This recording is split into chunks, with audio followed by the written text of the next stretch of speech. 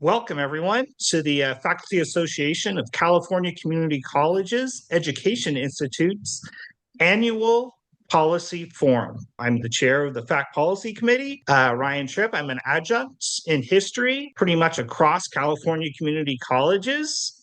So the Policy Forum. This is an annual forum brought to you by the FACCC Education Institute. For those of you not familiar with FACCC is a faculty-driven and professionally managed association. Its board of seasoned faculty professionals is dedicated to working cooperatively with your unions and academic senates to ensure that faculty voices are heard in the halls of government and across the state. FACCC conducts its annual policy forum, again spearheaded by the Policy Committee, to review the day's major issues and motivate faculty to organize and advocate. This year's forum brings together state leaders, faculty advocates, and legal experts to share insights drawn from lived experience, policy expertise, and campus leadership. Participants will examine how past challenges inform present strategies, and how sustained advocacy can guide institutions through ongoing policy changes affecting, for this policy forum, immigrant students and employees. I'd like to give a special thanks to you faculty serving on the FACCC Policy Committee. And we've all put forward, much hard work, and everybody's contributed. The forum would not be possible without the dedication of the Policy Committee, but I think also all committees, and indeed FACCC members as well. Our FACCC board members are in the audience, and I'd like to thank them for their work and support for our profession. This policy forum will focus, highlight, and spotlight immigration policy and California community colleges. I'm excited to have our special guests introduce themselves. Oranit, take it away. Good morning, everyone. My name is Oranit Limani Persert, and I teach at American River College. I teach ESL and have been here since 2001. I served on the FACCC board for a number of years. So nice to see you and welcome. Maria? Good morning, everyone. My name is Maria, and I am the program manager for City Dream, which is an undocumented student program based at City College of San Francisco. And Cynthia. Good morning, everyone. My name is Cynthia Mosqueda. I'm the faculty coordinator for the first year experience program at El Camino College. I'm also a former board member as well. Welcome. So let's start with our presentations. Oranit, do you want to inaugurate this policy forum? Sure. So there are three parts to my storytelling. I don't have a PowerPoint presentation because I would like this to be an intimate experience. I want to see all of you, and I want all of you to see me. So the first part is going to be an overview of my experience as an immigrant in California community colleges. Well, actually, yeah, because I taught at two colleges, one part-time, one full-time. And the other one is my advocacy. And then I will conclude it. And I'll try to do it in the time slot that I am given because I'm really excited that the next speaker is our Deputy Chancellor Tomaneng, Rowena, Dr. Rowena Tomaneng. So I'll make sure that she has enough time to speak. So I'm going to talk about the experience. It's never easy to be an immigrant in any country. And it's never easy, it's doubly hard to be an immigrant with my face. Because when people talk about how we should support our students, I rarely hear something about Asian Pacific Islander students. So I feel that today my job is to put a spotlight on this group, although I am in solidarity with all immigrant groups. But it's time for me to at least say, we are here and we are not forever foreigners. So as an API person, faculty member, in an area where we have a lot of Hmong students and Hmong workers, in my area, we have a big Hmong community. And also we have, according to the latest report, the Sacramento area has the largest Afghan immigrants in the United States. So I'm going to tell you something that made me pause. That just happened a few years ago when I was serving as the faculty union president of, for American River College, and I represented at one point more than 1,000 faculty members. Just one campus, more than 1,000 faculty members. I was at the counseling center. I wanted to use a staff restroom. A Hmong worker kind of wanted to stop me. She said, "This is for staff only." So I said, "Yeah, I'm a professor." So she didn't say anything. So my point here is, I think there's still a lot of work to be done to make sure that our community knows that you don't have to be white to be a professor or a counselor or a librarian. You don't need to be white to use a staff restroom. So that's the experience that I found, that I feel like I need to keep doing the advocacy work. Well, before the Trump administration, the first Trump administration, and before the second Trump administration, I am grateful for the effort in DEI in terms of, let's make sure we are equitable, we are inclusive. And I think we are in a good place in terms of California community colleges, because there was funding for the DEI work. There was an effort to hire more faculty of color. And we made a lot of progress, at least in Los Rios. I saw the progress, and I think statewide, I also saw the progress. So that's the positive side. I do feel that when we look carefully at the actual full-time faculty members who have been hired, or counselors who have been hired, or librarians or coordinators, we still have a long way to go. That takes me to the next item, advocacy. We still have a long way to go.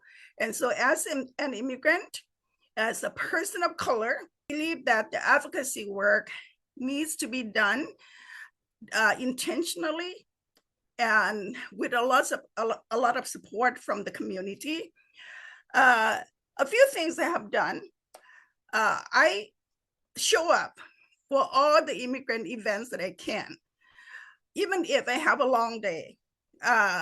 Yesterday, for example, we had the nationwide Ice Out Day protest, and I was there, even though my day started before 4 o'clock.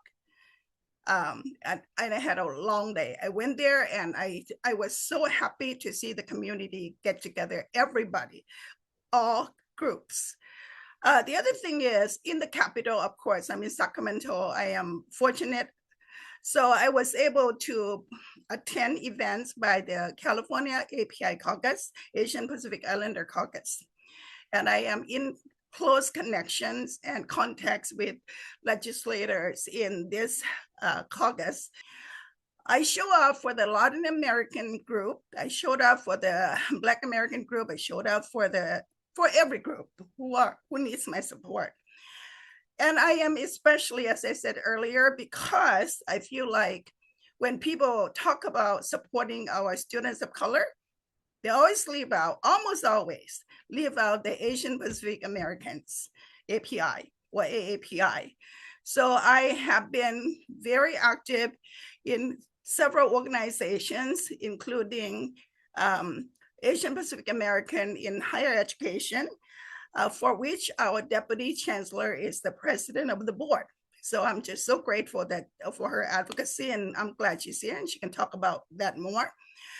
And a whole bunch of other groups. And in Sacramento, of course, we have the Asian and Pacific Islander Capital Association, APICA, and I tell the younger generation and younger students, high school students, they can apply for the summer fellowship program.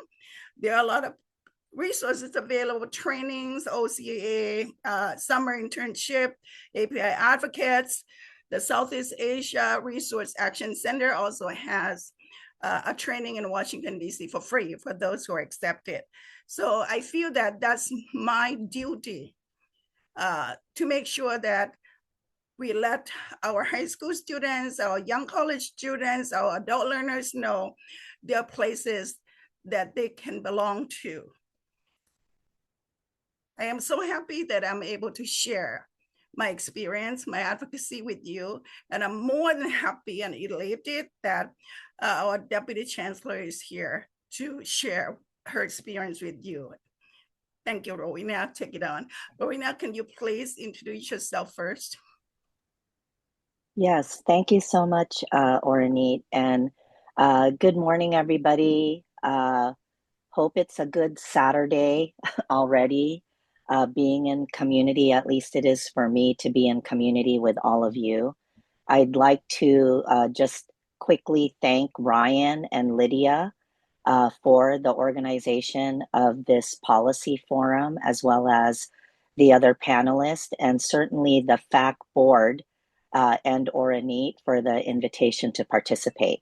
So for those of you who I have not had the pleasure to meet virtually or in person, my name is Rowena Tomaneng, and I am the Deputy Chancellor for our California Community Colleges. I've been with the Chancellor's office now for over a year and a half, and about 7 months actually in the permanent position. And it's been exciting and inspiring so far, working alongside Chancellor Christian to implement our Vision 2030 goals. And a little bit about my role, because the scope is very broad in terms of supporting our 116 colleges and our 2.2 million students. So I directly oversee 7 divisional areas: academic affairs, student services, workforce and economic development, research, analytics and data, program operations and system-wide initiatives, equity, innovation, and institutional effectiveness, and a very new division, strategic educational and workforce initiatives, which houses our Rising Scholars program, our Student Equity and Achievement program, and actually all of the undocumented student support work and the support of our Dreamer centers and our liaisons falls under this new division, under a new dean, Dr. Haley Dillon, who comes to us from lots of experience with the CSU at Sac State. So I'm gonna talk a little bit similar to Oranit. I have divided up my remarks into 3 parts. So the first part is just a little bit about me in terms of my immigrant journey, my family of immigrants, and I consider myself 1.5 generation in terms of language acquisition. The second part of my remarks will focus on the work that I've done on 3 campuses in relation to supporting and setting up undocumented student support services and also Dreamer centers. And then similar to Oranit, talking about my external work in relation to immigrant rights campaigns and migrant rights campaigns. And then in the third part, and I'm gonna watch my time as well, I wanted to just briefly highlight some of the efforts that continue to take place in the Chancellor's office. So let me go back then in terms of part 1, my family and our immigrant journey. So I am first generation immigrant born in the Philippines. My family immigrated to the United States in the early 70s, a few months after then President Marcos declared martial law in 1972. And if you're familiar with martial law, not only in the Philippines, but in other contexts, you know, it's a militarization controlling the country. And it was a really tragic time in our history in relation to human rights violations, the extrajudicial killings that took place, and detentions. And when we had immigrated to the United States and I had talked with my cousins much later on, you know, they vividly remembered and would tell stories about the military coming into their towns and villages. And it was a time of fear. So despite, you know, all of the attacks on democracy that we've been experiencing in the just within this past year and certainly in past administrations, I don't take, you know, my citizenship as a US citizen for granted. And I don't take the work of democracy for granted. And that I am in a country that I can hopefully continue to express my political viewpoints and my perspectives and advocate for our communities. I also consider myself, in terms of my educational academic journey and my experience in the public education system, very similar to Oranit in terms of being very, very cognizant from a young age of being othered, you know, because of my accent, you know, because I was a brown girl, you know, because I was an immigrant through schooling. And it was actually more pronounced when my family moved to the suburbs of Cerritos in the 80s. And at that time, it was still very white dominant. And so being a brown girl, I, of course, you know, just had that experience of otherness and not feeling like I belonged. And I often talk about this in other presentations that even as, you know, a doctorate holder, even as when I was a college president, as a professor, that when I was in other settings outside of California and in conferences, I was always made to feel like I came from an ESL background, that there were comments made to me that I spoke, you know, pretty good English for not being from this country. So I wanted to share that experience as well, that I even experienced that as a higher education leader, you know, even today. And of course, what that leads to, and this is what our students have talked about, our undocumented students, is it leads to feelings of otherness, lack of belonging, and imposter syndrome. And we do all we can. And I thank all of you as faculty members supporting our students to make our students feel safe, welcome, that their potential is seen and that we hear them, we hear their stories.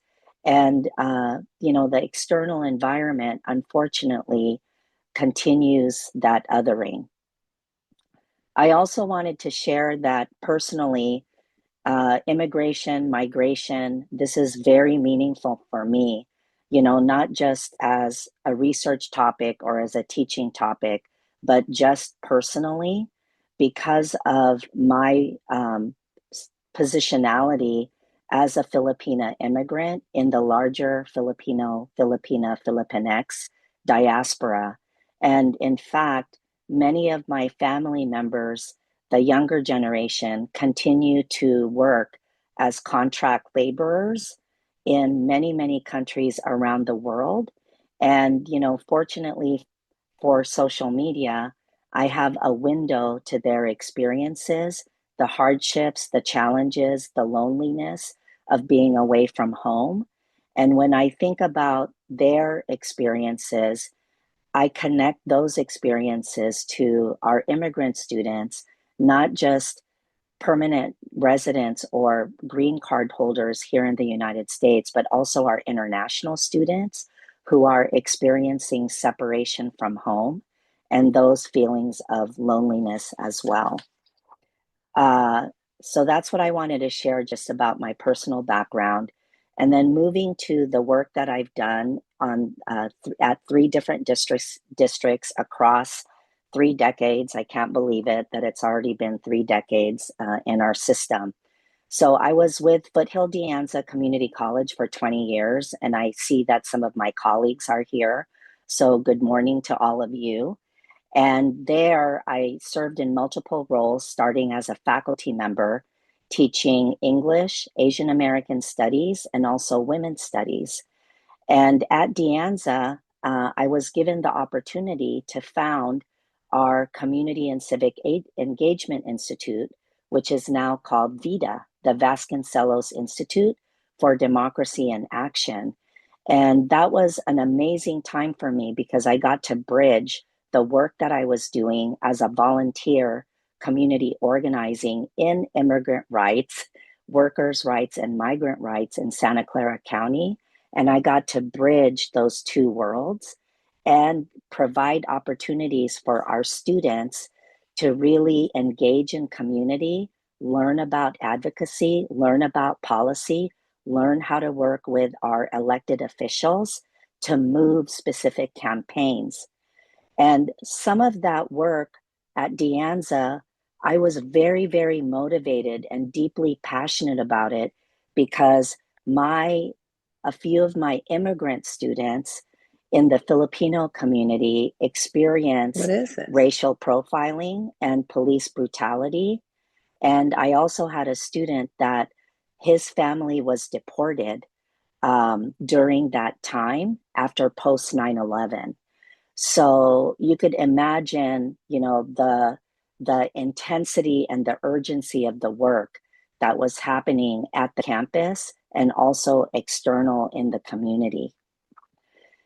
After De Anza College, so at De Anza, through the Civic Engagement Institute, we prioritized immigrant rights as a major priority action item for curriculum work. We established through my faculty colleagues' support our Higher Education for AB 540 Students program, or HEFAS, and did a lot of programming there. And then after I left De Anza and became president of Berkeley City College in the Peralta Community College system, and hopefully I have colleagues here from Peralta, I was able to, again, work collaboratively, not only within the campus, with faculty members who are deeply dedicated to our Dreamers and our AB 540 students. They had already established an undocumented community resource center that I'm proud that I helped through my leadership institutionalize, with finding resources for staffing. And during that time, it was the first Trump administration. So you could imagine, again, all of the urgency, all of the concern, all of the worry in the community of the safety of our undocumented communities. So fortunately for me, Mayor Jesse Arreguin formed an undocumented citywide task force right away that I had the privilege to serve on for the time that I was there as president. And we, set up a lot of resources, talked to each other, had city protocols, to address ICE presence in the city, not only in the campus. And then moving a little bit faster, when I left Berkeley City College and moved back to the South Bay as president of San Jose City College, again, there I was very grateful and feeling very blessed that I had faculty and classified professionals who were deeply dedicated to our Dreamers and our undocumented student communities. They already had set up a program called ALMAS, Advocacy Leadership for Immigrant Access and Support Services, under the leadership of Dr. Fabio Gonzalez and Dr. Olga Anaya Morales. And with that work there, again, like what I did at Berkeley City College, I felt like it was critical to deepen and institutionalize the support. And by the time I left in 2024, we were able to have our opening for our Dreamers Resource Center. And again, formed very close partnerships with organizations in Santa Clara County, in San Jose, to provide services on campus for our students and also for their families. And I'll end with some of the activities that we're doing at the Chancellor's office, and I hope that there will be questions, because certainly there's lots to talk about. So a couple of things that I wanted to highlight for the Chancellor's office is that under the leadership of Dr. Dillon, we actually are actively now looking at how to increase engagement across the system with our Dreamer centers, with our Dreamer liaisons, through a regional approach, so that we can actually have more, I would say, lifetime, qualitative data of what's happening on the ground on our campuses across the different regions.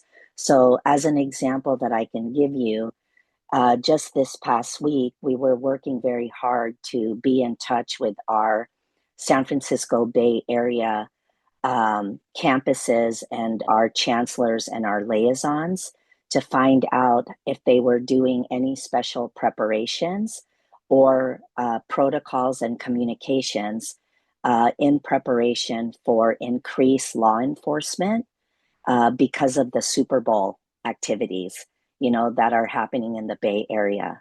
So that's just giving you one example. And again, we continue to be committed right now.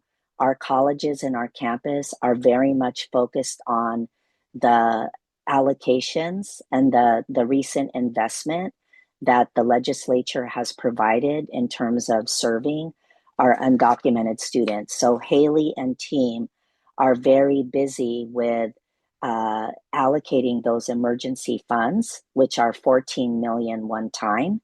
And then I want to end by saying that we still have our ongoing 11.6 million funding for our Dreamer Liaison support funds. And hopefully this panel will engage in the federal advocacy that's needed with federal partners and coalitions for comprehensive immigration reform, because we can't just stop pushing for that work. Thank you. Thank you, Rowena. We do have a Q&A component after the intermission, but we also have a couple minutes for any pressing clarifying questions for both Ornit and Rowena. If you do have any pressing questions in the next couple minutes, please ask away. Hi, good morning, everyone. My name is Omar Macias. I'm the Dream Resource Liaison at Gavilan College in Gilroy, California. And Dr. Rowena, Dr. Olga Morales says hi. And she says that you're the #1 Golden State Warriors fan, and she says hello. And there's a few questions in the chat regarding SB 98 and the funding. So yeah, there was guidance from the Chancellor's office. I've been working with Dr. Haley Dillon within the Chancellor's office, and she's been great. Dr. Haley, Dr. Beer as well, and also implementing SB 98. But just wanted to thank you both, Aranit and Dr. Rowena, for your comments, for your dedication, and for your commitment to our students. Thank you. Yes. Can Ryan, do you mind if I just quickly respond to the SB 98 question? Yes. Okay. So actually, this has been top of mind for me also for this week.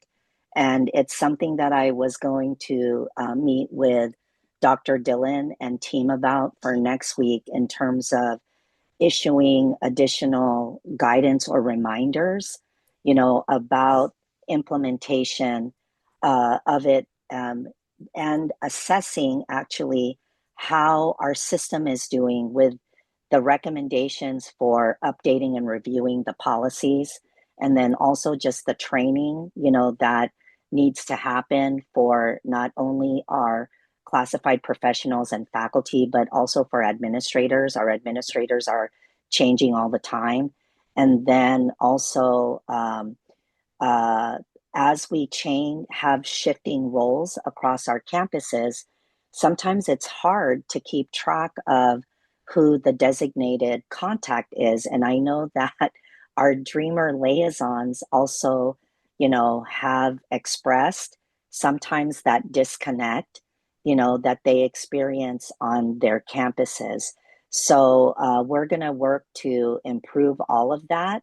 And then we also know that there's like an external component in terms of communicating the changes clearly with family members beyond and partners beyond the campus community.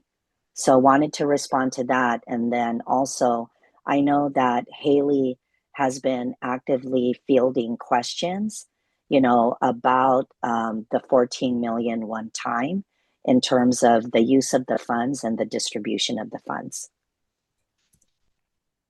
Orny, you wanted to clarify something. Yeah, just quickly, I would like to say that in terms of supporting students, supporting faculty, I would like to say that there are a lot of us who are like Dr. Tomaneng and myself, where we don't feel safe. I don't feel safe, just, and have been in this country since 2001. And I came as an Evan student, international student, who got no financial aid. I scrubbed, I cleaned houses, cleaned toilets to make sure that I could support myself.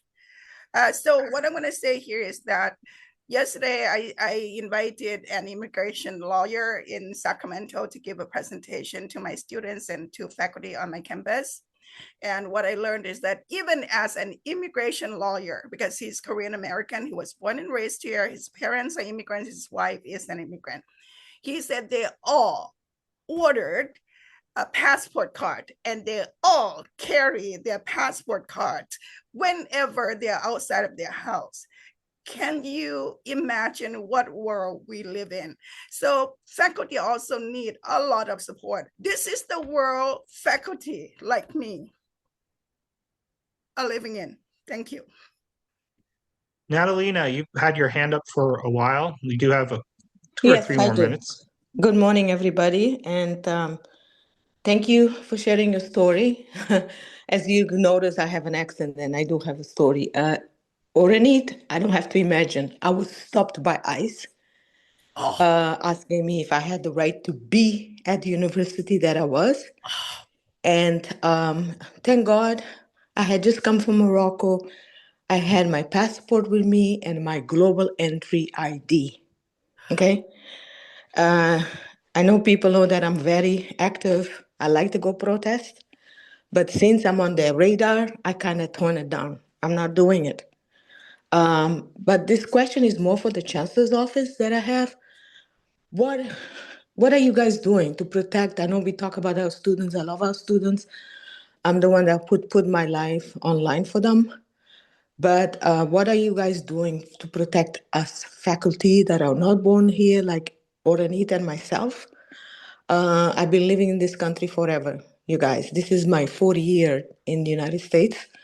Like Dr. Rowena said, I have been insulted, calling staff, even by our own union, CFT, instead of putting faculty, Professor Montero. I got a PhD. They put me as a janitor employee on my ID. I don't know why, but they did it more than once. And I want to know what you guys doing to protect us. If in case like something, we got deported. Let's say I didn't have my ID and my stuff and they picked me up and deported me, right? I haven't lived in the country that I was born for forever. And I feel like, what am I supposed to do if I got deported and I can come back in 4 years or something until Trump is away, the administration is gone? I want to know a measure that is being done. I know I spoke to Stephanie Goldman at FACCC about this. What can we do also to protect? When you guys are protecting students, don't forget about us, okay? We need something. We need a security blanket in order to be able to work while we are away. If that happened, this is my nightmare, okay? It's not that I'm imagining it, it happened. Thank you.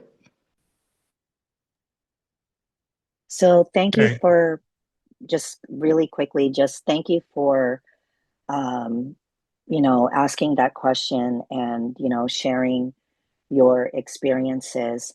I think this would require like a much longer discussion, which I'm much looking forward to as a follow-up, with FACC leadership, because, with the Chancellor's office, now that I'm at the Chancellor's office, I see in a much more pronounced way the relationship that we have as the central office with our 73 districts, right? So we do have the local control, and we issue a lot of guidance and recommendations. We have our general counsel, that works closely with the Attorney General's office, issuing reminders and guidance of like existing policy and legislation. But I think that the resources that you're asking about, we actually have to come together to actually even just sort of do an inventory of what are the resources at the local level. So I say that because, just to give you an example of my time in 3 different districts, we had very, very close local partners. So if there were issues that were happening with students and also with an employee or a faculty member, I felt confident as a college president that I could refer and I could connect students or employees to a local pro bono organization that supports immigrant rights and handles potential deportation issues and etc. So I just wanted to quickly respond by saying that it's not like a deflection, but I welcome the conversation of how we can collaborate, the Chancellor's office and FACC leadership, as well as others, in terms of finding ways, making visible resources for our employees. Because at the Chancellor's office, we too are cognizant that we have employees at the central office, that if they're not immediately experiencing the anti-immigrant attacks, they do have family members that are experiencing this climate. Okay. We do have several more questions left. I would like to remind you that we do have a Q&A after the intermission for far more extensive responses. We're going to be moving forward with Maria's presentation. Maria, take it away. Thank you. Hi again, everyone. Like I mentioned in the introduction portion, my name is Maria, and I am the program manager for City Dream, which is the undocumented student program based at the City College of San Francisco. I really want to thank the panelists that have spoken before me, because I think I'm going to carry on the message of the importance that our families shape our experiences to be, and what that looks like for us and now our roles and how we serve and protect students. So I'm gonna share my screen and take y'all along with for a little journey. So I think when I am asked to share about myself, I think that the first and most important thing is just to share who I come from, and that is my family. And so this is a picture of me with my parents at my graduation, where for my undergrad for Sac State, Stingers Up. I'm a first generation college student that went through undergraduate in the first Trump presidency. And I share that because I know that that has very much impacted the way that I experienced that as a college student, as the oldest daughter, as the translator and mediator within my family between systems. And I know that that's what our students are experiencing now in a very different scale, but still to the same impact of that. Going to college, as many of us can remember, is a scary thing, right? Whether we're first generation college students, or we have had people in our family enter these spaces before, it's still something that we're experiencing for the first time, just like our students might be as well. And this was something that really impacted me in my journey to make that choice, to attend Sacramento State, which is further from the Bay Area, which is where I grew up. And through that time, it was actually in my second year of it was my second year of undergrad, when Trump was elected. And that really shifted a really big mindset in the way that I thought about what does it mean for me to be a public servant? What does it mean for me to be a student? What does it mean for me to be a leader in my community? So I originally went through undergrad with a criminal justice major because that was what I was really interested in. And during this shift that happened, throughout the nation, it actually propelled me to change my major into social work, because I felt that that was a more proactive way in which I could serve the community, and as an educator as well. And I want to just be very clear about the reason why I'm sharing my experience as a college student in this is because I know that it relates so heavily into the work that I do now. It informs my practices. And I think it's important for us to remember, like, unfortunately, this isn't the first time that this has happened. And I think that one of the reasons how I was able to get through this time was because of people that really cared about me and my family and our well-being, because otherwise I know for a fact I would not have finished college. I think at that time I really had to have a really frank and reflection with myself and think, okay, what am I doing here? Is the sacrifice worth it? I'm far away from my family. What is this going to look like if anything were to happen? And these are the measures and risks that our students have thought about, that are thinking about right now, because we've only been in this path for the last year. And it might have felt a lot longer for many of us, but realistically, we have only been through this for a year. And so to think about what we have coming ahead of us, it's really important for us to think about the longevity of us in this work, and then the longevity of the support that we're providing for students so that it's institutional, right? It shouldn't just rely on specific people doing this work. And so I really want to make sure that I share this about my experience, because I know it does continue to shape me today. And our students come from very different parts of the world, their backgrounds, who their chosen family is as well. I think it's important to remember that our students are more than just students, right? Their sons, their daughters, their mothers, their fathers, their cousins, their neighbors. Like, these are people that are part of these communities, that are coming to these colleges, are in our classrooms, are in our centers, are talking with admissions and records, are figuring out their bursars. These are students that are navigating all these systems that come from all these different communities. And one thing that I think has always spoken to me is of the way that we use the term illegal, right? This is an excerpt from an article that I really love. And this is taken from an interview that Doctora Genevieve Negron Gonzalez conducted in some of the research that she did. And one of the things that one of the participants shared to her, when trying to talk about, their navigation in college as an undocumented student, was how Nicolás was able to frame it as, everything we do is illegal. Living our lives is illegal. Every morning I wake up in my bed and that's illegal. Living my life, trying to be a good person, a member of the community, trying to get my degree, it's illegal.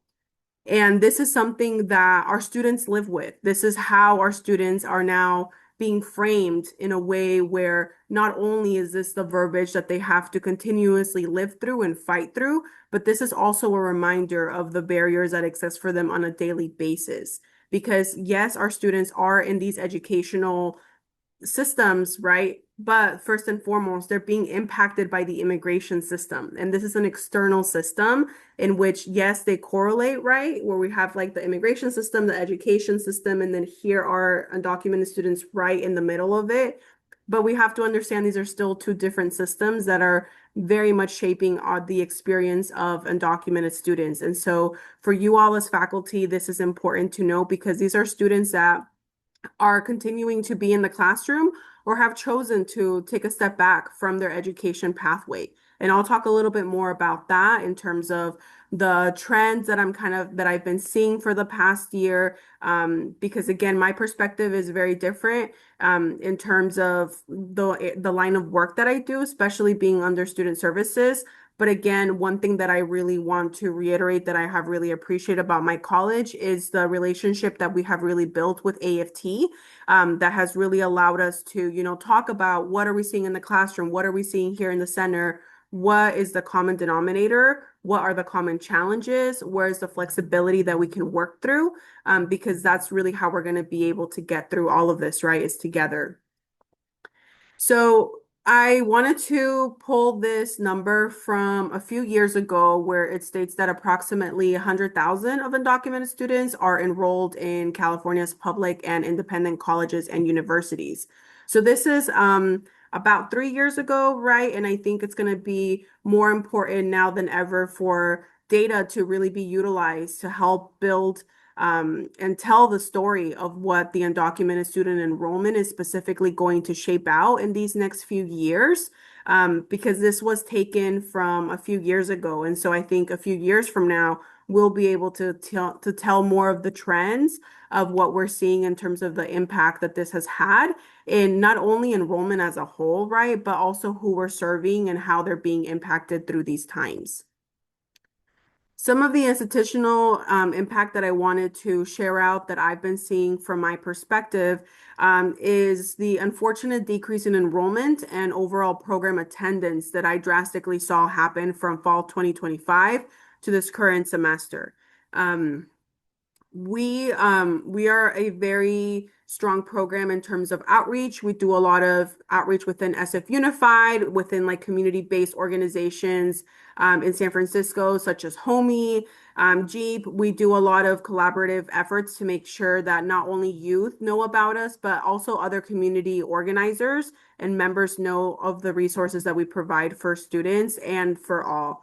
And one thing that has been really disheartening and heartbreaking, to be honest, was the impact that we saw from early fall 2025 until the end of fall 2025. And if any of you are able to remember, in the middle of October, towards the end, is when there was the announcement of the potential of the National Guard coming into the Bay Area. And that's where we saw the drastic shift in the drop of attendance, not only to the center, but in the classrooms. And this is one of the ways in which we then had to act and start, reaching out to faculty with the students, because that was one of the ways in which students felt comfortable reaching out for support. And so for y'all that are, in these classrooms and building out, these syllabuses and things like that, that's one thing that is important to state if that is something that is like, if flexibility can be offered for students, because I know that was one of the things that we were really trying to navigate with students. And of course, every faculty is going to be very different in terms of their policies and, how their teaching style and all of that. But this was one thing that was very new for us because we had to help students advocate for themselves and really help us better understand what the needs were of students, because some of them just still wanted to be in school. They wanted to still continue to take their quizzes, lectures, and everything, but they just didn't feel safe coming to campus. Students have to assess the risk of what feels more safe for them. Is it taking BART or is it taking Muni for those that are taking public transportation? And these are just the unfortunate risks and calculations that our students have to do every single day. Because based on what happened in October and the drop of attendance that we saw, we have not been able to see that come back up. It has been very sad that we had a really high number of students that were coming into the space, utilizing everything that we had to offer. And then once October hit, everything has really changed in terms of us. I'm not sure if other undocu liaisons are also seeing that in their spaces, but I know it is something that everyone is keeping a close eye on, especially right now with the mention of, the potential increase in law enforcement due to the Super Bowl. We're based here in the Bay Area. So again, it's just one of those things that really shows the fractured sense of safety for both emotional safety and physical safety. And this has really taken away the sense of stability that we felt that school provided for students previously. And it's been, again, we've been seeing that students have had to take a leave of absence. So unfortunately, when it was time for registration for spring, late November, early December, I did have conversations with many students that were asking, very simple questions. If I choose not to enroll next semester, do I have to let anyone know? And, for a student to come and ask that, they think that, oh my gosh, I don't want something bad to happen. What if I want to come back? I don't want to get a hold on my account. Like, how does that work? And we had to walk them through that and let them know, I appreciate you letting me know, like, I'll keep an eye out for when you're ready to come back. And at this time, this is what this support is going to look like on our end. And just keeping the door open for students to know, like, when you're ready to come back, we're going to be here to welcome you and transition you back into college. And at the same time, we've also been seeing a lot of students come back after a really short or long leave that they had taken for other responsibilities or priorities that they had at the moment.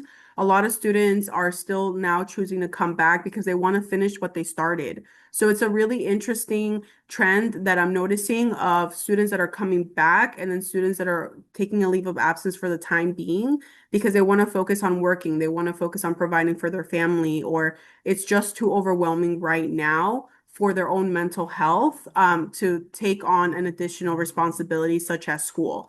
And we're trying to work with students like, can we do a 2-unit class? Can we do a music class? Can we do something to get you in so that you can stay and be ready for the next semester and the semester after that? So we're really trying to build this up with students on a student by student basis.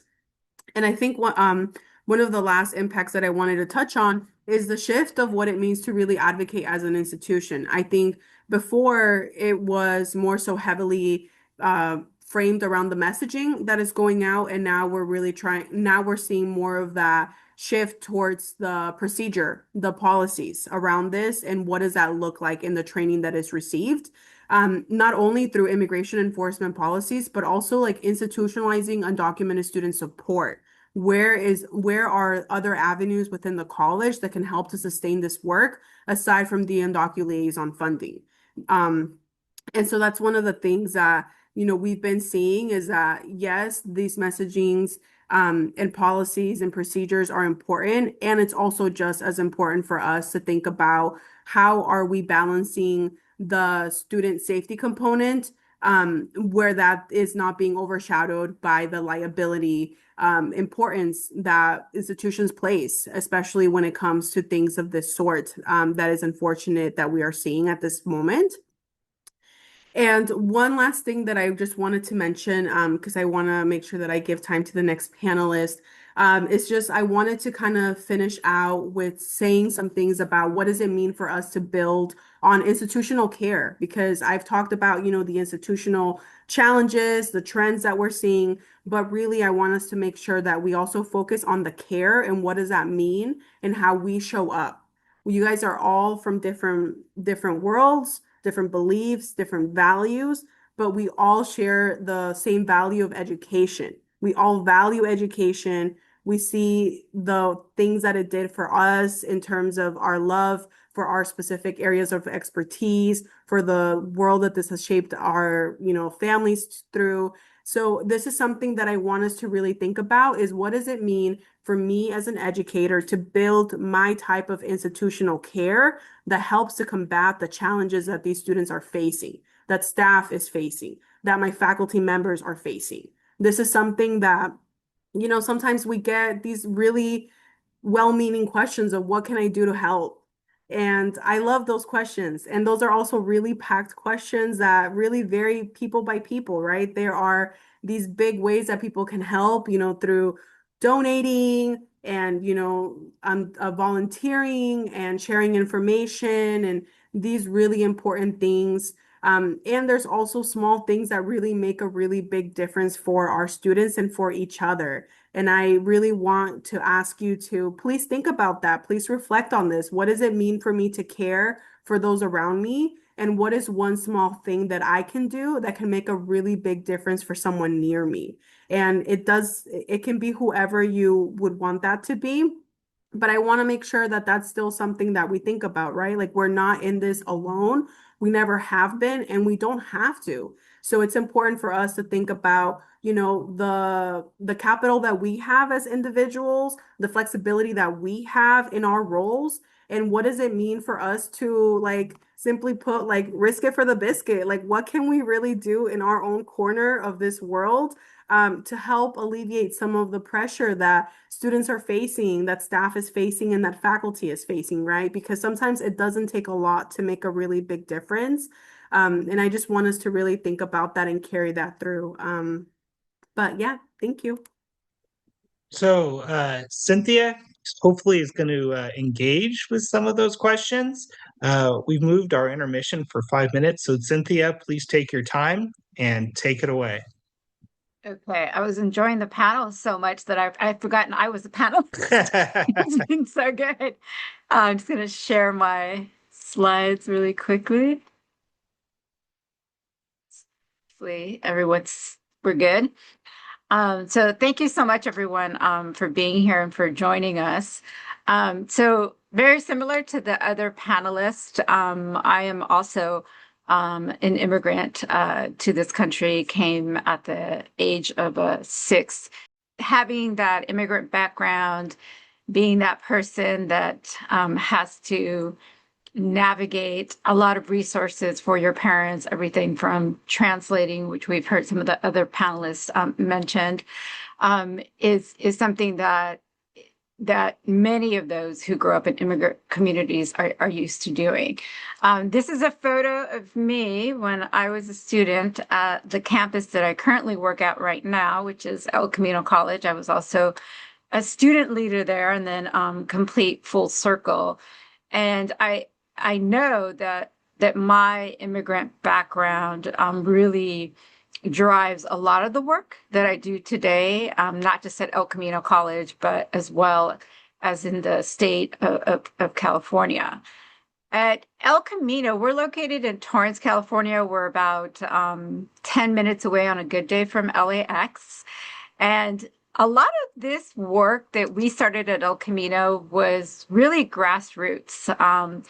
In 2016, during the first election of President Trump, we were seeing a lot of anti-immigrant sentiment around our campus, around our communities, and we were hearing it from our students, our immigrant students. And both myself and a colleague of mine who happens to be the transfer coordinator here at the college got together. He's also an immigrant from Mexico City. Got together and we knew we had to do something because we were hearing it in our counseling offices. And it wasn't just between the two of us, but we were hearing it from other colleagues. We were hearing it from our instructional colleagues as well.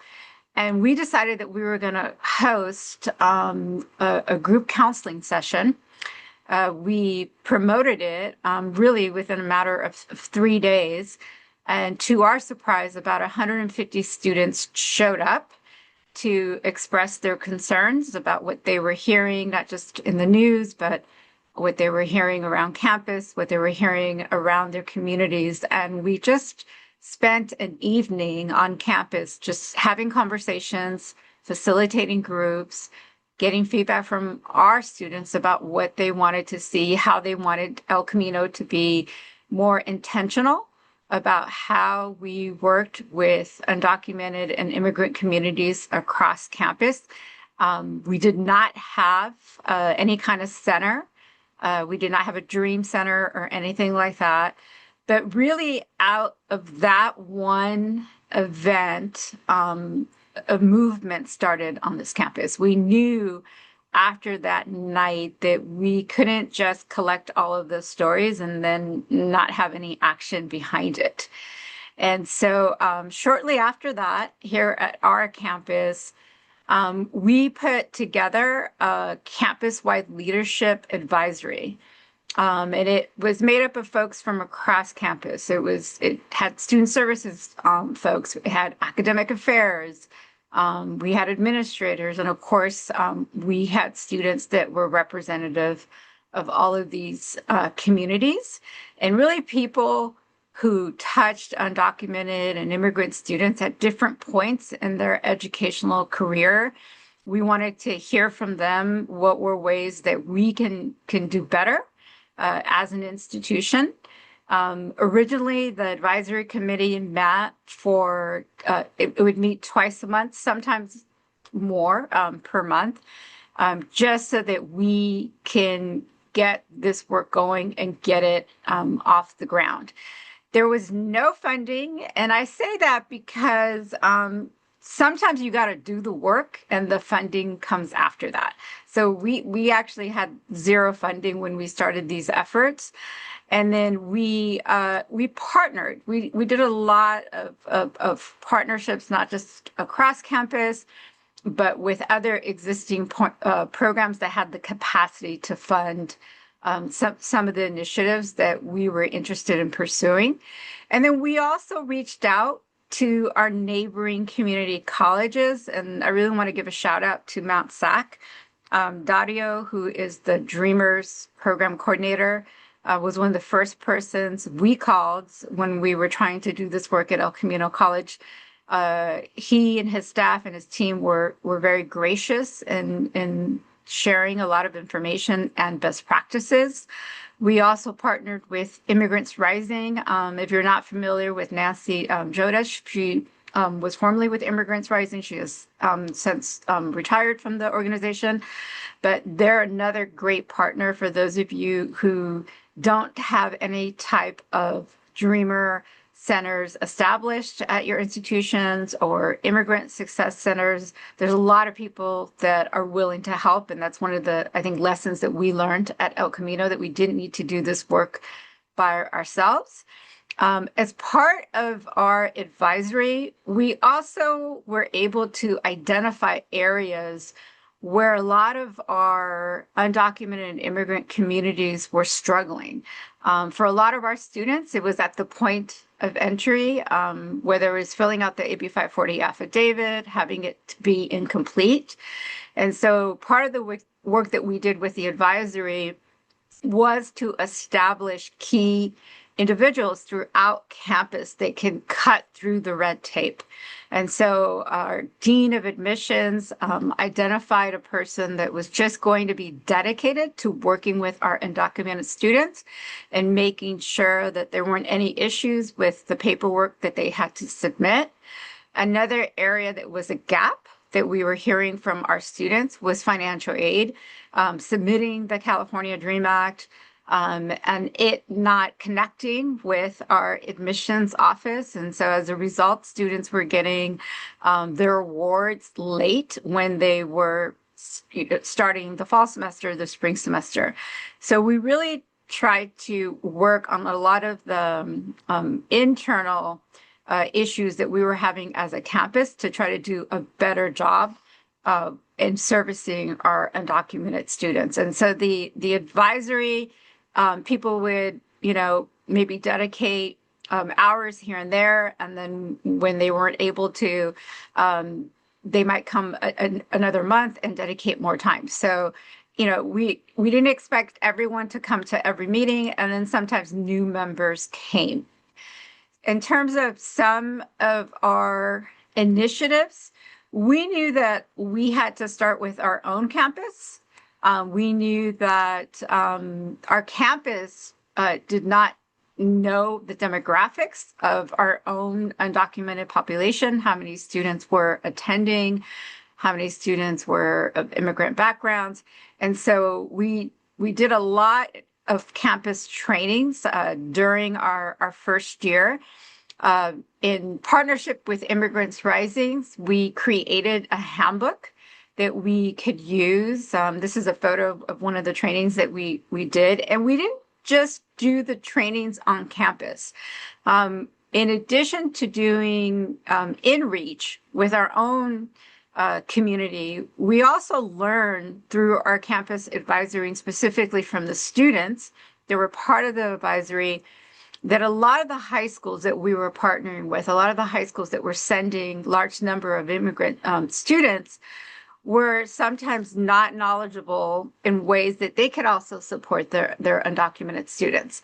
And so we started to train our high school counselors in addition to training our campus communities. So to date, we've trained over 350 high school counselors on just understanding all the laws and the legislations and the things that undocumented students need to know coming in to higher education spaces, and particularly community college. And that's part of the work that we're really proud of, because the high schools were open to this. We've even worked with the Boys and Girls Clubs, you name it, anybody who's been who wanted to attend this training, we try to make that possible. In addition to that, we've done a lot of programming on campus around starting a business, financial aid, making sure that we were providing program that our undocumented students wanted to see at the campus, and then tapping into folks who were part of the advisory for some of this expertise.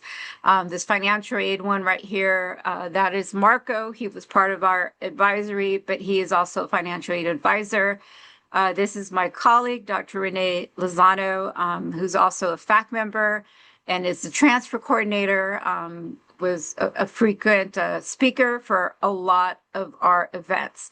And so today, this program, this type of programming still continues at our institution.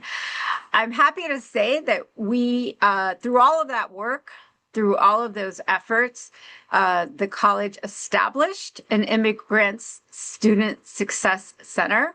Along with our advocacy, I was fortunate to write the job description for this position. The photo that you see here is her name is Josie. She is our full-time Immigrant Student Success Coordinator today. We also have a center that was established, so students now have their own center. So I just wanted to share this because I think it's important to note that it didn't come from the top down. It did not come from the top down. It came from faculty efforts, right? We had no money for any of this programming, but we just knew it was important and we had to do the work. Some of the other work that we are doing now, of course, and I think I saw it in the chat, somebody posted about what our campus is doing, if ICE comes to the campus. I'm putting something in the chat. This is a workshop that myself and some of my colleagues are going to be doing at the Advocacy and Policy Conference that is next month. If you haven't registered for the AMP conference, I encourage you to register, but this is one of the workshops that we will be offering. And here at El Camino, part of the advisory did include law enforcement because we wanted our chief to be part of the advisory. We wanted to be able to have those discussions, if ICE comes to our campus, will you come? Will you support us? What does the protocol look like, right? So those conversations are happening and they are taking place. And so I will stop share there. That is my email. Anything that I shared, if you're at a campus or an institution that you don't have an established center, know that some of this work can be done without a center. One of the resources I just want to mention is the California Model Policies to Support Undocumented Students. You can download a copy of it. There's a lot of different best practices that we're still seeing that not a lot of campuses have implemented. So I would say if you don't have your own center, start there and kind of look at it as a checkoff list of what are some things that we can be doing off of this report to help.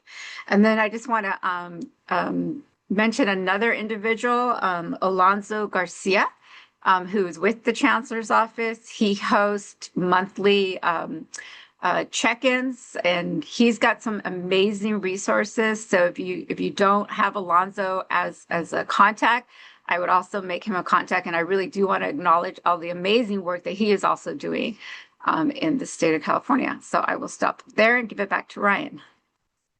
Thank you, Cynthia, and indeed all our panelists. So on that note, we've prepared some important questions for our panel. There are questions that are kind of tailored specifically to a particular panelist. There were a couple questions on SB 98 in the chat, and I did say that I was going to circle back to them. Stephanie, can you please elucidate SB 98 prior to me addressing the panel? Yeah, SB 98 was a bill that was run last year, but the first year of this legislative session by Senator Perez. And basically it relates to emergency notification systems on campuses. Okay. And I'm happy to drop a link in the comments for anybody who wants to read about it. Thanks. So in the context of institutional commitment, which all of our panelists have addressed, and let's start with the Deputy Chancellor's office. You've already addressed some facets of SB 98 and its execution.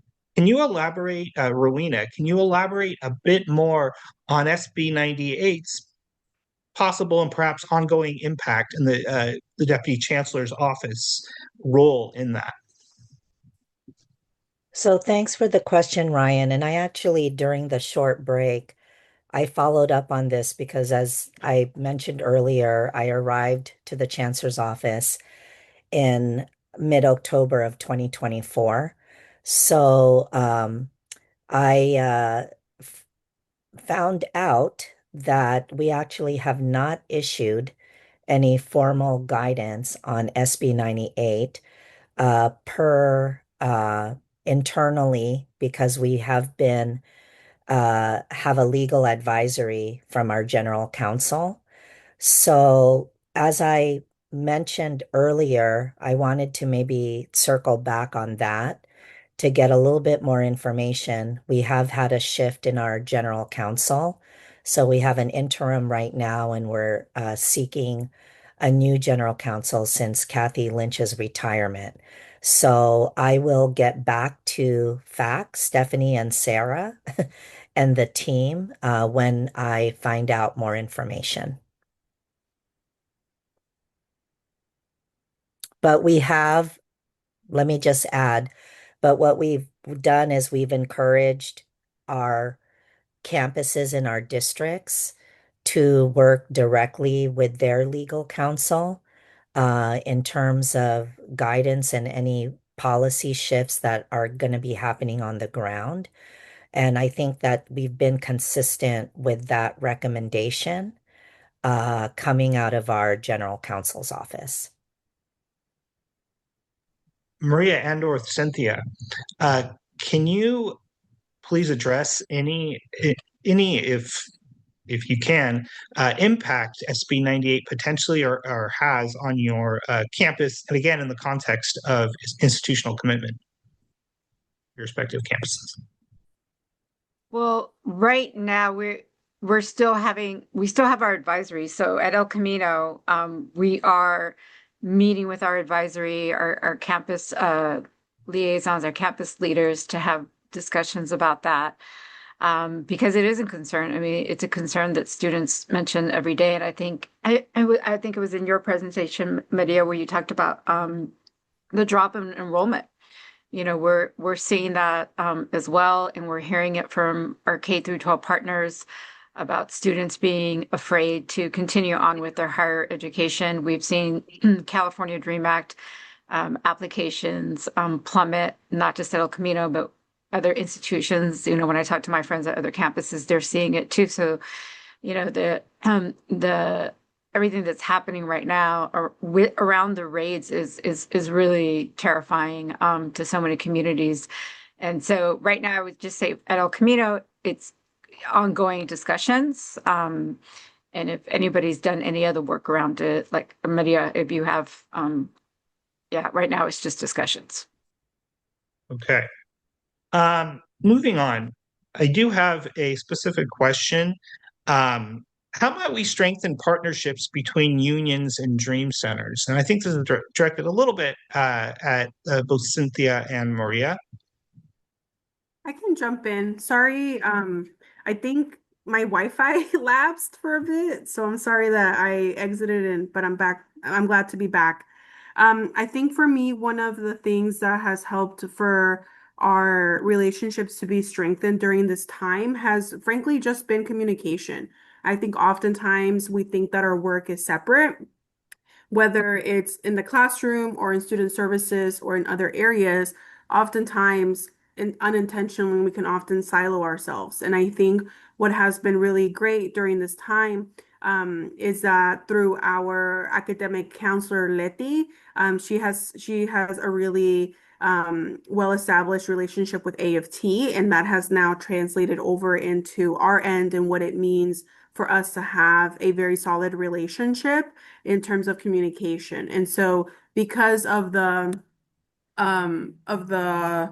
ways that AFT is engaged and involved throughout campus, it really helps for them to also echo some of what we're seeing on the student services side, because sometimes it's not necessarily something that we are asked about. And so I think, the communication and like the check-ins has been a really great thing and practice that has really helped for us to better understand, what are some things that AFT folks are seeing in the classroom with students and things that come up, and like what it means on our end for us to support these students through that. For us, yeah, like those simple check-ins have been great, as well as being invited to do training. So we've done a training. Yeah, we've done trainings this past year. We did them with SEIU, and then also with AFT. And we always do those with our immigration attorney, that can really provide a little bit more insight into the policies, and then just helping people to better understand the immigration system. I think oftentimes there are really big misunderstandings about what does it mean to go through that process? What does a status pending mean versus being approved? And oftentimes, these are really good things for people to have a clearer understanding on.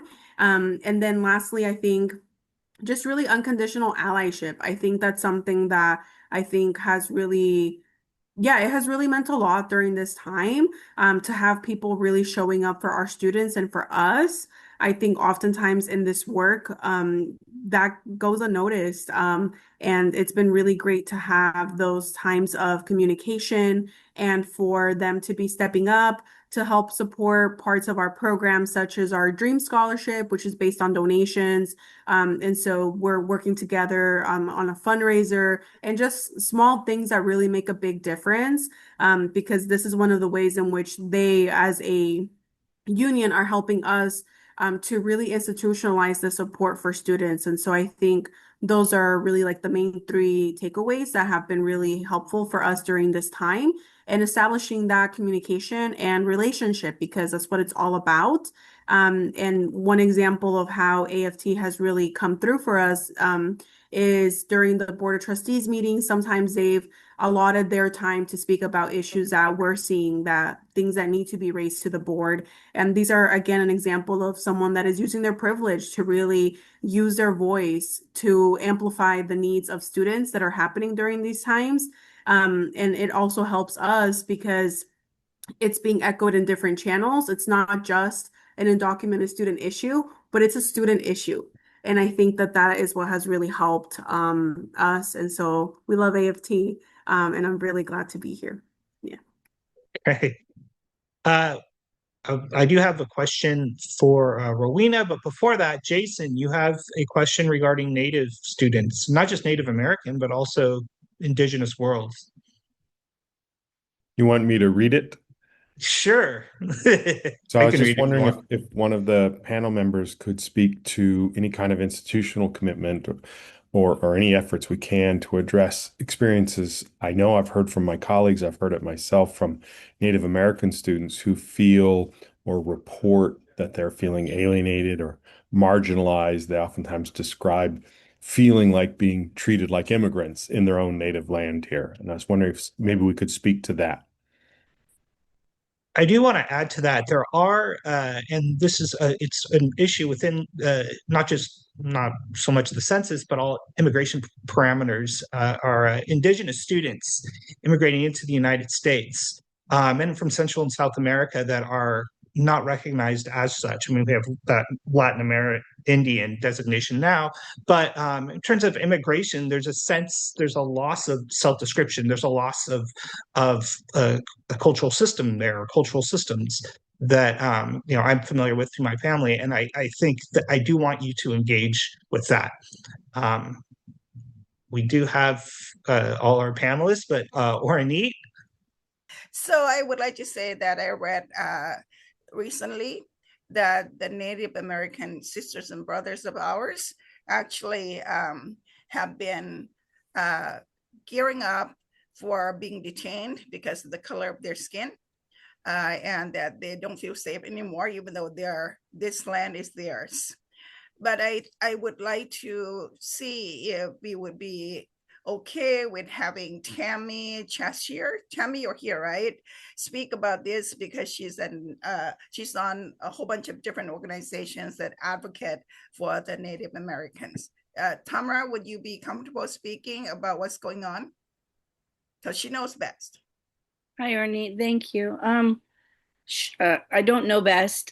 I You do better than us. But as a Native person, I know that in our communities, ICE is raiding on and off our reservations, and tribes are establishing policies where we're not allowing ICE to come on the reservations, which is important. And but it doesn't necessarily not affect all of our Native people. Our Native people are being arrested, and so the question is, where are we being deported?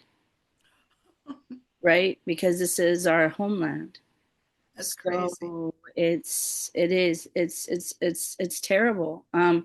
There are many tribes working on behalf of Native citizens who are tribal members. Tribes are working on behalf of them to get them released from ICE detention centers across the United States.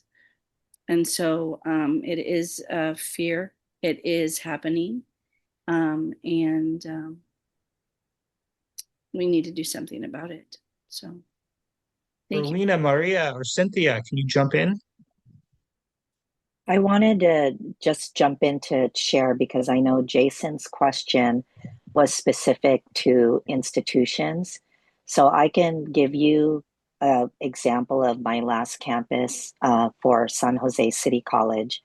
So I, again, was very fortunate to have very, very active faculty leaders in this space. So one of our counseling faculty, Elena Dutra, served on the statewide task force to look into the implementation of the Native American Student Support and Success Program, with those one-time funds that were provided by the legislature.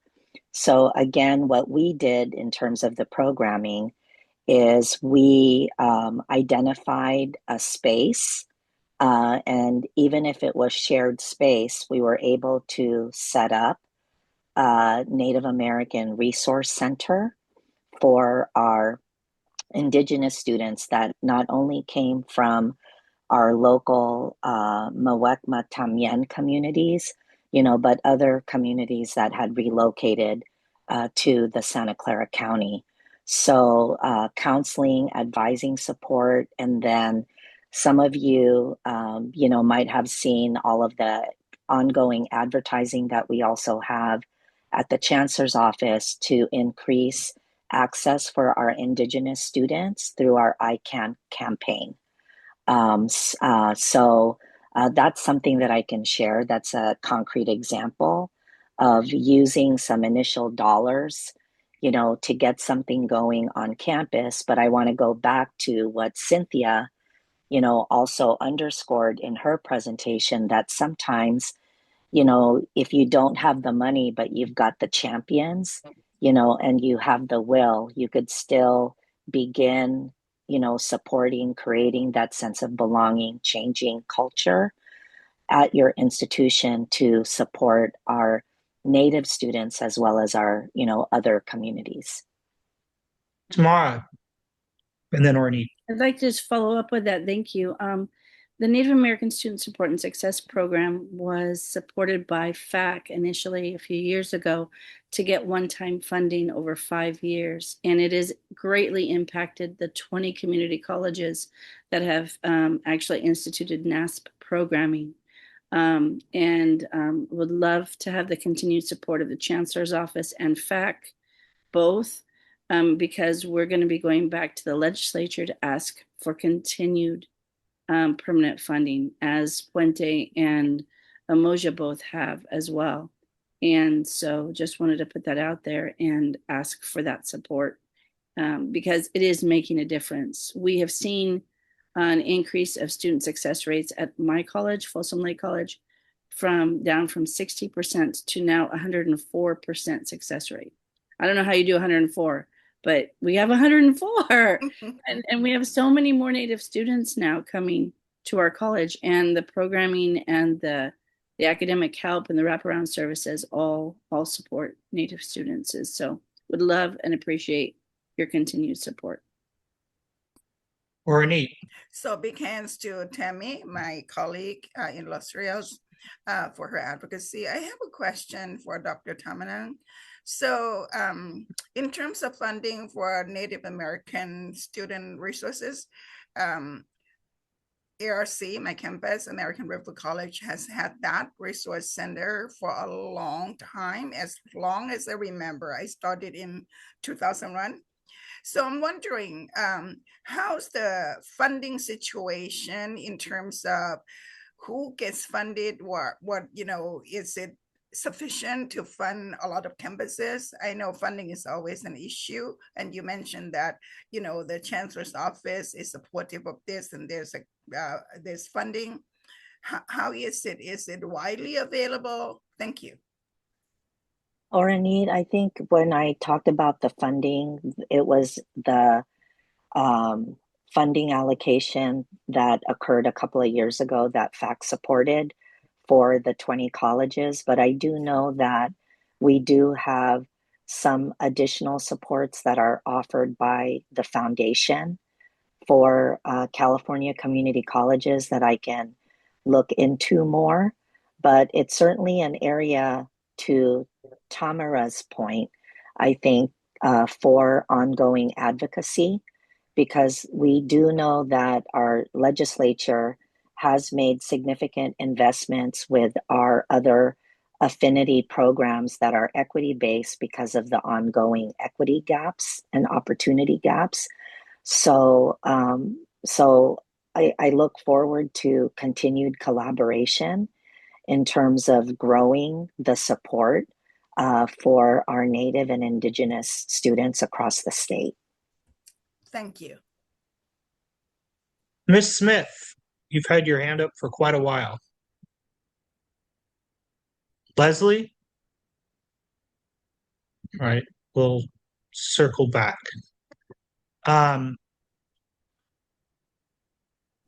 Yeah, I just was trying to find my button. Sorry, I was hitting that iPad, but the button thing wouldn't pop up.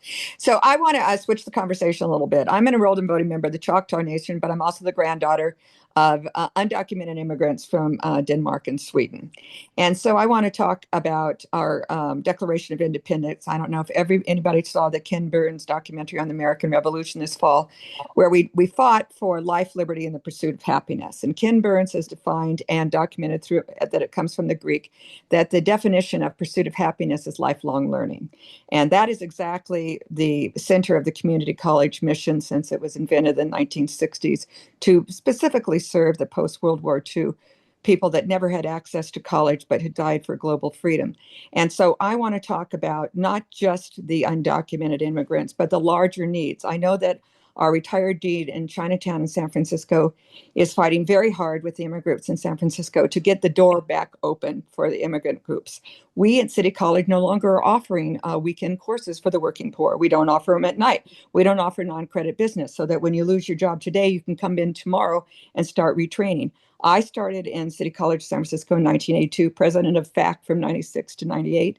And I taught the lowest level of ESL as an anthropology major, because that is access. And every single student that went to City College of San Francisco said the day they arrived, they went to the grocery store first and then enrolled for ESL at City College of San Francisco. We have lost that culture because we are defining and dividing people up into groups. So I kind of want to have a larger conversation about the needs of all immigrants to pursue pursuit of happiness, lifelong learning as they climb the career ladder. That doesn't mean they can enroll in full programs, because they're the working poor, and time is the most valuable commodity for the working poor. So I just kind of wanted to broaden the conversation a little bit.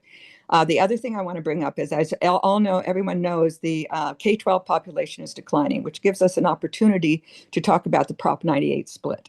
Because no longer we should, the 11.9, which we lost last year, we need to be going to 12.5. And California has the highest adult illiteracy, and that is very high in immigrants. But this means 3 out of 10 California adults cannot read a sentence.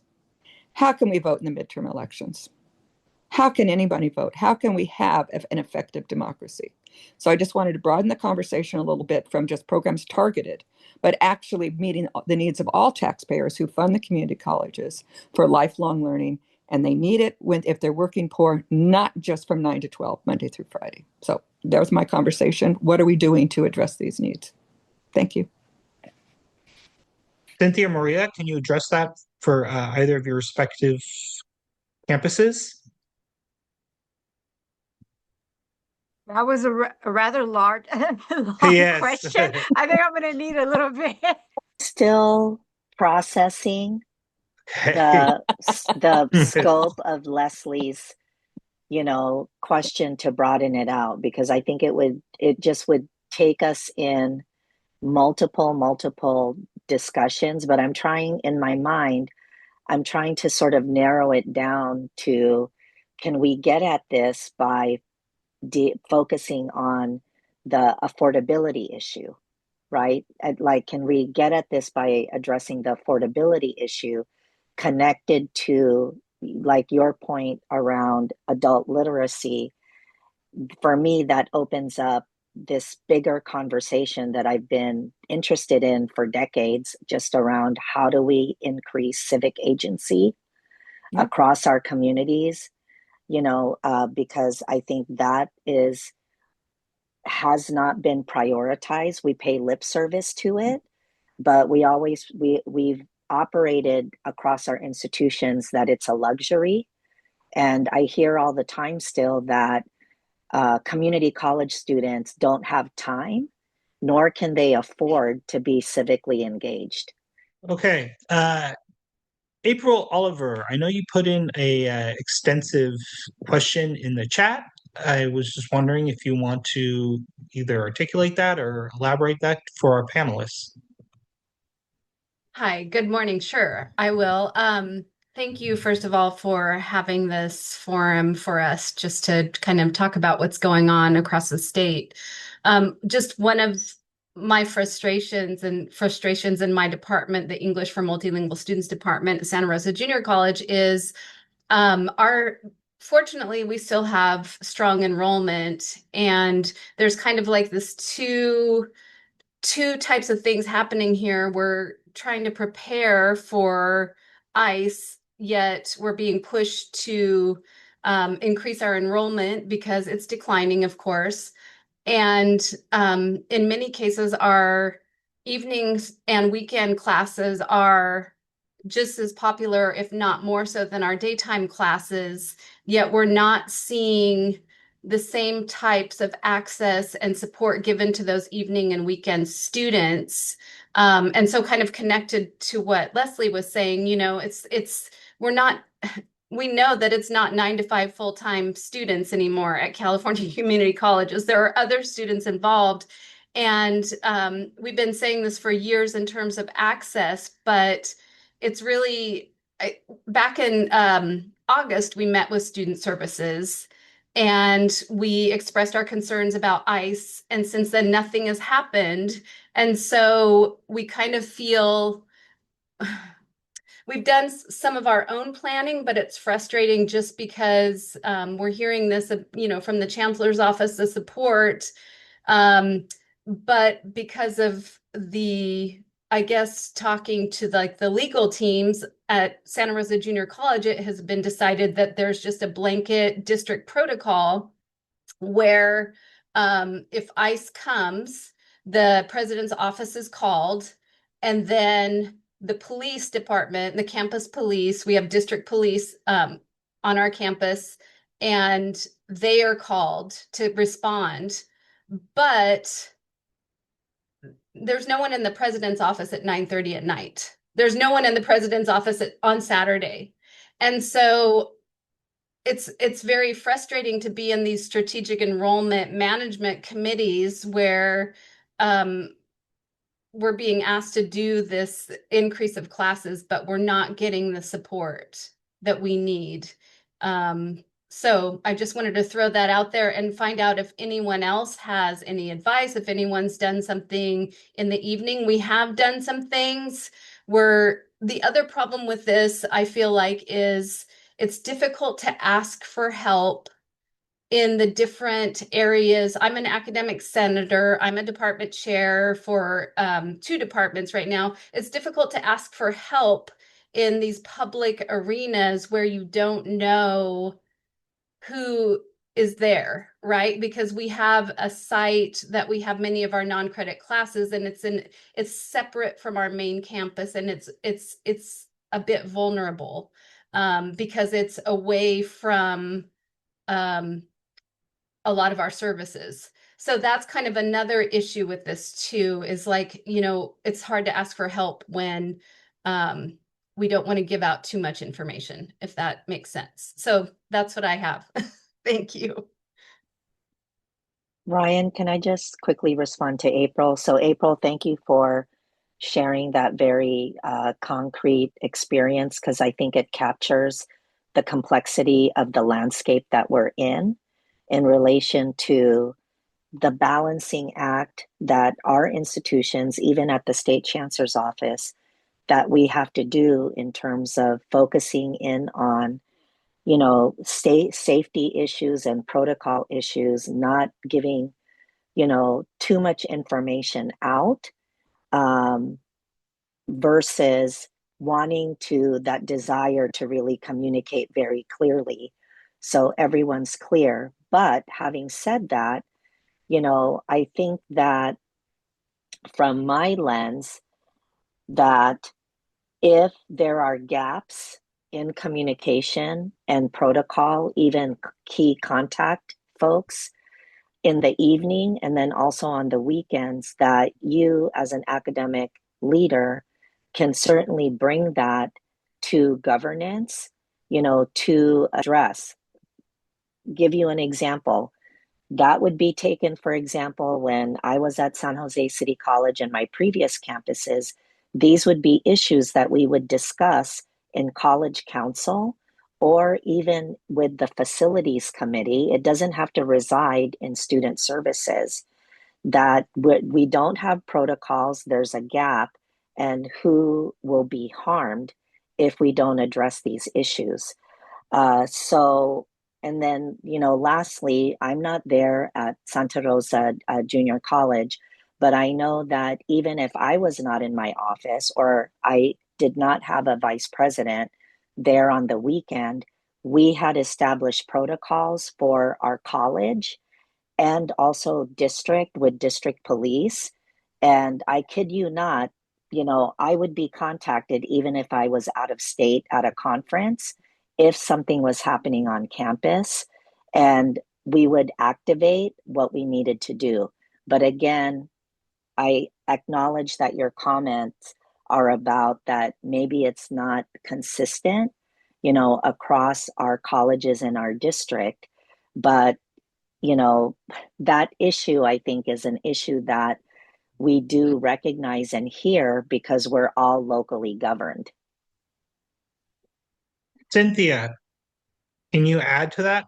Yeah, I would just say that what I think one of the lessons we've learned at our institution is we can't wait for the protocols to come. We've created the protocols as we go along because the protocols never come until, maybe something happens. And so I would say a couple of things. If you have a Dreamer Resource Center, if you have a key person that is doing a lot of that work, that would be the first person I would contact to see if they already have any protocols. And if they don't, making them aware. Here at my institution, as I mentioned, we have an advisory that meets. And so these were part of the discussions that came up with our advisory, but also our chief of police to have those, conversations about like what would happen, what are you looking for, are you verifying that it has that it's been signed by a judge.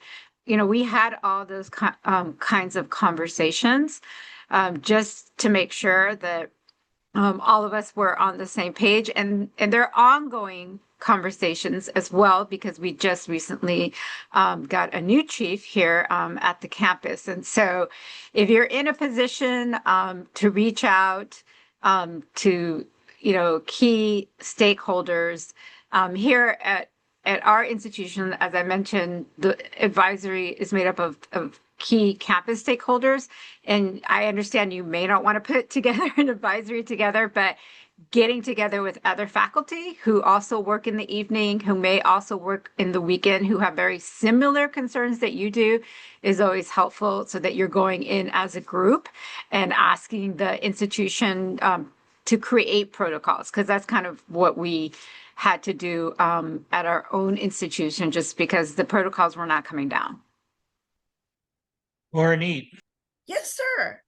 Okay. So I think the issue is that I'm from Los Rios, and this is the second largest community college district in California. And I still have that kind of situation. I would say there are times that we cannot find anyone around. So many people would be remote.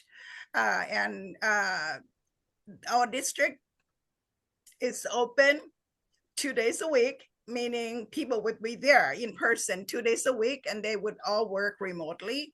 So I think again, but we were able to get what we needed. We have a line that we can reach someone when we call on the weekend after hours is dispatched to someone who's on duty. And so I like what Cynthia said in terms of we have to create our own protocol. And I think the best place to do this is through your union or your academic senate.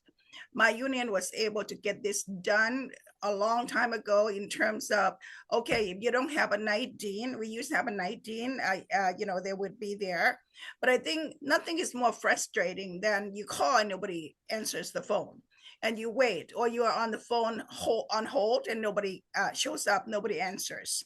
So that is something that I think your union and your academic senate should be able to work together to push to make it happen. We did make it happen in Los Rios.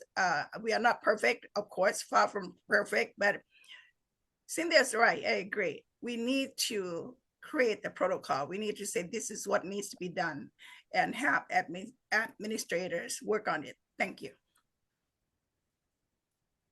Rowena mentioned something about community college, or at least alluded to the community colleges being self-governed to a certain extent. Cynthia, you mentioned institutional commitment, and I think that was sort of a cornerstone of your presentation. Given this kind of variance, given in terms of institutional commitment and community colleges being self-governing, how do you envision institutional commitment given the diversity of community colleges? Well, as I mentioned, when we started our efforts, there was no institutional commitment at all, right? It wasn't really part of any strategic goals. I think that those of us who did the work from faculty to classified made it an institutional commitment, right? This was important to us because we saw it was important to our students. We saw the gaps that existed at El Camino College by not having a point person specifically to work not only with our undocumented students, but to work with our immigrants success students as well. We also saw a drop in the number of students that were coming to take ESL classes here, to take ESL non-credit classes here. We heard from a lot of students who had a difficult time registering for non-credit ESL courses. And part of the problems they were having was there was no key contact for any of them. And so I would say sometimes I think those of us who have the capital at our institutions, I think that's something else that helped both myself and my colleague, Renee Lozano. We've been at El Camino for 26 years, right? So we had a lot of capital on this campus to be able to do the work and to put it at the forefront of our president at the time, who's in that position when we started this work, and that really helped because they had seen a lot of our other efforts in getting this off the ground. So, I think institutional commitment isn't always going to come right away. In our case, it didn't. We had to do the work before the institutional commitment came for a full-time position, for a budget. Now that program has counselors that are affiliated with the program. And so, I say that because, again, I hear from a lot of my colleagues saying, I wish we had what you all have at El Camino. And I always have to remind them, but we didn't have this. It's only been since 2008 that we had this. And you can start small and build upon that. But our hope is that, even after I'm long gone from El Camino, which hopefully when I retire soon, that the people who are now in those positions will continue to build, and that the institutional commitment will continue to be there. But we have to make sure that it's there. We have to be vocal in meetings, whether it's academic senate, whether it's planning and budgeting. We have to continue to have those important conversations so that the immigrant communities are not left out of the conversation, and that we see viable funding, because you can do this work for a certain amount of time without funding, but eventually you do need funding to enact change. Thank you. One thing I wanted to add to what Cynthia said, when we think about institutional commitment, I think advocacy goes hand in hand with that. And I think one of the things that we've been able to do on our end is try to be as vocal about that as we can in all the spaces that we possibly can do it in. And I think for me, in the positionality that I hold, being the undocu liaison, it's a very different position than other people on campus. We're looked at to be the problem solvers, like the legislation reviewers and all these other things that go hand in hand with that. And those are extremely high expectations. And I think that that is something where then I have to be very vocal about, this is a shared responsibility. This is not just something that falls under me where I'm looked at to do all this, because I still have to do all of this for students. Like, that's who I'm here for. I'm here to advocate and to support students.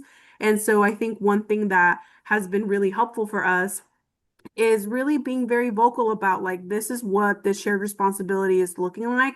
This is what I need from the institution. This is what I need from leadership in order for us to do this together. I think the longer that we do these things on our own, the longer that leadership thinks that these are things that just belong to us and not to them as well. And I think it's important for us to hold accountability at the highest level when it comes to these things, because it's something that the institution is writing their name on, right? These are things that are affecting members of the institution, not just students, but everyone that works there that supports students. And I think that, it's been something that we've had to be very, very strong in our advocacy, very vocal, very fast, and very frequent. And oftentimes this is not making people feel comfortable, but this is what we have to do. And I think that that's one of the things that we each have to evaluate, excuse me, when it comes to our advocacy and our practices.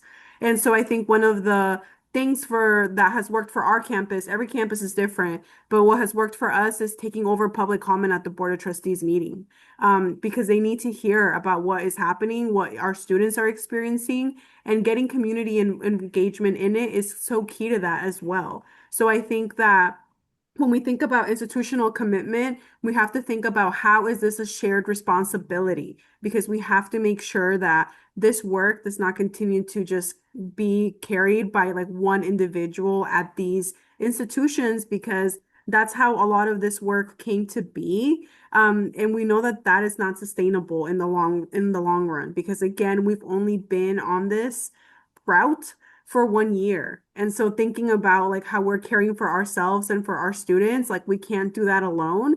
And oftentimes it does take very uncomfortable conversations to get people to see what we're working towards, what we need, and our perspective, because the perspective that we carry for our students is really important. Because oftentimes our students don't feel comfortable advocating for themselves. They don't yet have those skills, or they don't yet feel like they're wanting to disclose themselves and their status or their fears, right? Especially in these like Board of Trustees meetings and things like that. So sometimes it's just going up to the podium and like, this is what I'm reading based on student one. This is what I'm reading on student two. Like, we just have to be as vocal as possible that we can right now. And this is one of the ways in which we have that opportunity to do it within the institution. There's a lot of talk about community engagement and, participating in protest and things like that in the community. And I encourage all of us to think about, what does it mean for me to be a true advocate in my institution? Because these are things that are affecting us. This is affecting everyone. And I think that's one of the ways in which we've navigated institutional commitment, is just to really be as vocal as we can about it. Because we really can't carry on doing things the way we've been doing it. That's not going to work. And if we continue to do that, then, we're just replicating the same harm that we're seeing every day. So I think it just takes being really active and intentional and being outspoken. And I really want to thank April for sharing like their experience, because this is something that is not just happening in your institution, it's happening in a lot of spaces as well. And I think it's important for that to be shared, because oftentimes, maybe from the outside looking in, we see this protocol, we're like, wow, this is great. But it's like, what does that actually look like in practice? And what does that actually look like in terms of accountability for these institutions to really protect students and put that, centered? And that's one of the ways that we've been approaching our conversations. It's like, well, this is meant to highlight student safety. Can we talk a little bit more about where's the verbiage in this protocol and where is the practice and care behind that? What does that mean? And it shouldn't just be go to the Dream Center for help. Like, that's not sustainable. That's not the answer that we're looking for. And so I think, it takes these really hard conversations. And I just want to thank everyone in the chat that has been, adding in their own experiences, because it's hard. It's really discouraging. And I really want to thank you all. Yeah. Renee. Yeah, Maria, thank you so much for your insight. And I would say we didn't have, Los Rios has that, we had the support for the our undocumented students early on, even, as soon as the first Trump administration started. But it didn't just happen. And our union was really clear that administration needed to put resources in that. They needed to hire, people who would be faculty, staff, counselors who would be responding, who would respond to the needs of undocumented students, DACA students, immigrant students, all faculty and students. So I really agree with Maria. We need to keep speaking about it, keep voicing our concern. We are the privileged ones, because a lot of us have our voice and can make our voice heard. So we need to do that for those who cannot. Thank you, Maria. So Cynthia, you mentioned Well, in your presentation, I think an idea was response born from community need. Can you elaborate a little bit on that in the context of immigrants? And if you can be concise, it'd be great. Sorry. Yes, I would say for at least for our situation at El Camino, we were hearing a lot of different stories from our immigrant communities, and El Camino didn't have any type of established programming. And so it was important for us to not only just hear the stories of, of our students and where the gaps were and the kinds of needs that they had, but we wanted to make sure we were responsive. And so for us, being able to collect those stories and then coming up with an action plan of what we can do as a campus, what we can do as an institution to start to help in whatever ways we were able to do it.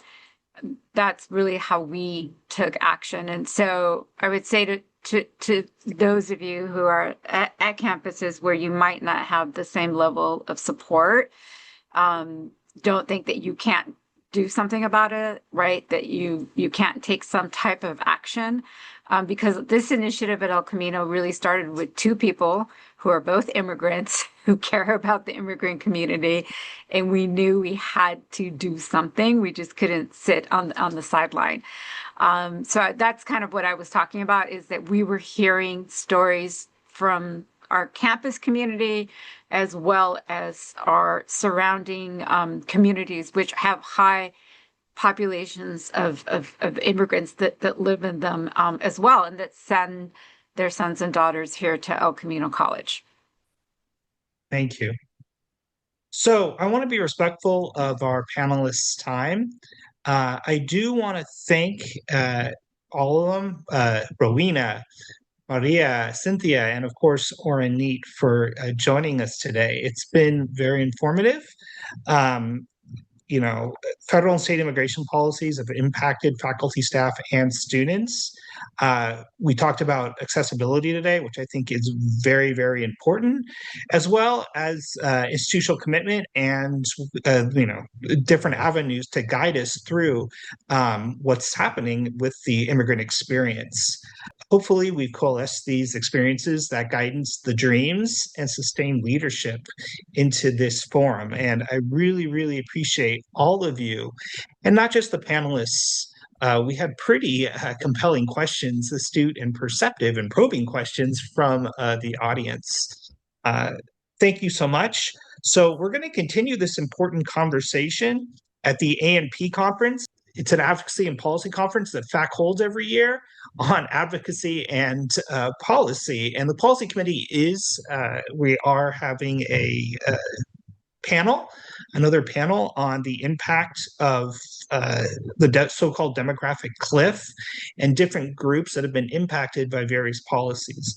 There's also going to be myriad other panels that will speak to you and will speak to these larger issues. Please register and join us for that A&P conference.